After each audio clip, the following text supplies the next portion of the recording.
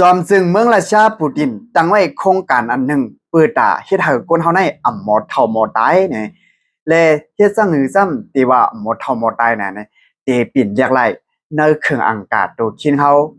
ตั้งในตัวคนเฮาในเฮาบ่ปิ่นเรียกไรไลกูเข้ายามเพราะว่ามันไกวเพราะว่ามันอ่ำใจตื้อหลายเย้าเนี่ยเนาะและลองตั้งเขาในมีจังหือเปลี่ยนจังหือเนี่ยเฮาข่าวมารับทำยินกว่าจำกันและมื้อนั้นก็ถึงมาวันที่13เดือนปี2026ค่ะเนาะแล้วก็หันข้องเขา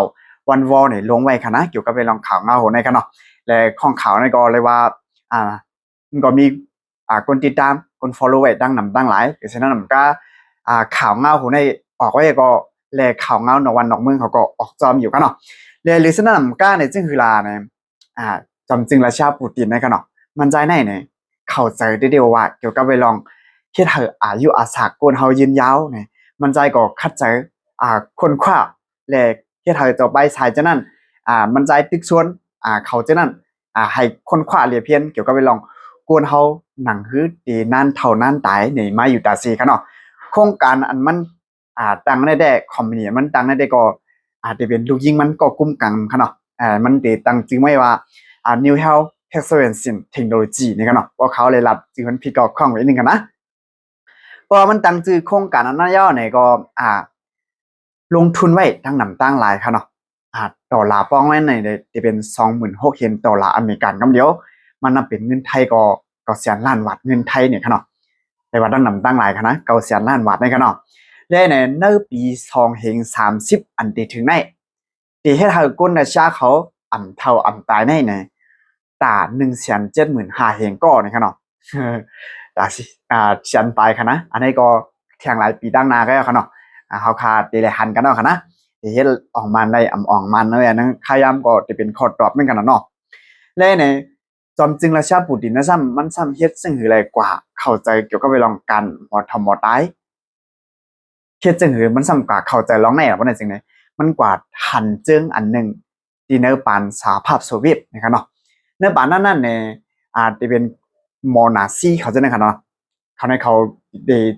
จัดกวนและจงจำนั้นก็เอากวนในจำเมียวหนึ่งเมียวสองมันจะหนังพี่น้องได้ก็ได้เสียเขาที่หันอยู่นั่นขนาดเนาะเอากวนในเจน้ำเคียงว่าแลกวนในเพราะว่าอยู่ในขวางก็เลี้ยวที่เป็นจะคือเพราะว่าเอาอยู่ห้างก้อยมันแต่สิเพราะว่านอนที่เป็นจะคือเนี่ยกวนมือพ้องนั่นเขาจำกวนในสิเนี่ยกวนห้องเพราะว่าพี่น้องได้ก็ได้เสียเขาที่ด้วยปานซึกำผับปอกซองในที่หันอยู่นั่นขนาดเนาะมังก็มังหังแล้วก็เฮ็ดกับปองกาเป็นขนาดกวนเนี่ยเอากะจ้าเมียวหนึ่งยอมเมียวสองเนี่ยแล่ในจอมซิงราชาปูตินในซ้ำก็มันก็หันเกี่ยวกับไปลองกวน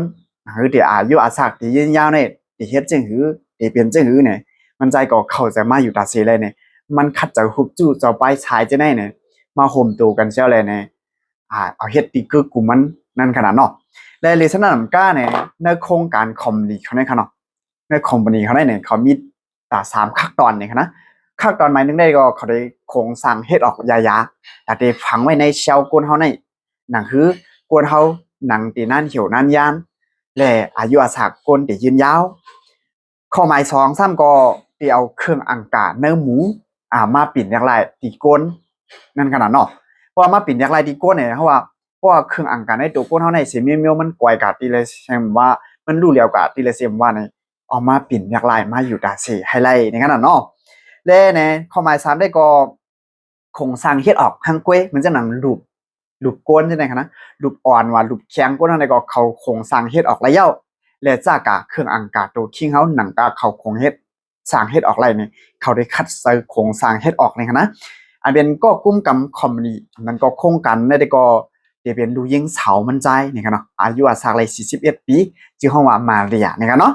อันนี้ก็อยู่ที่เจ้าป้ายทรายเขาเป็น2เกลืองเลยครับเนาะเจ้าป้ายทรายดังวันดังเมืองได้ก็ว่ามันจะมีมันเจ้าป้ายทรายเมืองราชาเนี่ยแต่ที่เอาใจปูตินแต่ที่ให้ปูตินยองเขาอ้ามเขาได้เขาก็เฮ็ดจ้อมใจปูตินกว่าเว้ยมันมีดังเปลี่ยนกว่าไรเล่เนี่ยเว้ยก็ว่ามันก็อันเป็นเจ้าป้ายทรายนั่นว่ามันจางเฮ็ดทางอะไรอยู่ในขนาดเนาะและมันจะหนังเพราะว่าพี่น้องได้ก็ได้เสียเขาหยุ่มย้ำเกี่ยวกับไปลองมอตัวเช่นไหนได้กันเนาะมันจะหนังมีเท่าตาวัดปะปาวังก้าเนี่ยครับ ดอกไว้ได้ก็ว่าในปี2025เลยปี2026เนี่ยกวนเฮาขาเตโครงสร้างเฮ็ดออกไล่เครื่องอังกาโดคิง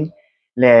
เตคนทั่วพันเกี่ยวกับเวลาเอาเนื้อสัตว์มาปิ่นตีกวนมาเรียกหลายตีกวนไหลเนี่ยนั่นกันเนาะอันนั้นได้ก็ค่ายามเป็นก็ตอบนั่นกันเนาะเอาข่าวว่าไปด้วยก็สำคัญเตเปลี่ยนจังหือมีจังหือก็และวีนั่งน้องได้ก็ได้เซลเขารู้